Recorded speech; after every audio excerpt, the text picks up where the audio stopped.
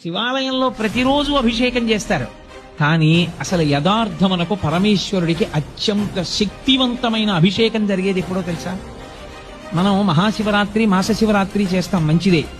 కానీ అసలు నిజానికి పరమేశ్వరాభిషేకమునకు ఒక భక్తుడు వచ్చి సంవత్సరంలో ధరించిపోయే అభిషేకం ఎప్పుడు అంటే మార్గశీర్ష మాసంలో వచ్చే ఆర్ద్రా నక్షత్రంలో తెల్లవారుజామున చెయ్యాలి.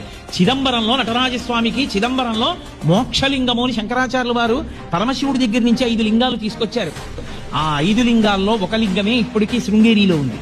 శృంగేరిలో ఉండి భోగలింగం అన్న పేరుతో అభిషేకం చేయబడుతోంది. కంచిలో ఉన్నది యోగలింగం, చిదంబరంలో ఉన్నది మోక్షలింగం. చిదంబరంలో ఉన్న మోక్షలింగానికి ఆర్ద్రాభిషేకము అని ప్రత్యేకం చేస్తారు. అసలు నిజానికి దానితో కలుపుకుంటూ ప్రతి శివాలయంలో మార్గశీర్ష మాస ఆర్ద్రా నక్షత్రం నాడు తెల్లవారుజామున 3-4 మధ్యలో చెయ్యాలి అభిషేకం. హస్తతాపోపశాంతి దేని వలన కలుగుతుందంటే ఆర్ద్రాభిషేకము చేత కలుగుతుంది. శివాలయం ఉండడం ఒకెత్తు, శివాలయాన్ని వాడుకోవడం ఒకెత్తు. శివాలయం ఉండడంతో సరిపోదు, మీకు శివాలయాన్ని వాడుకోవడం రావాలి.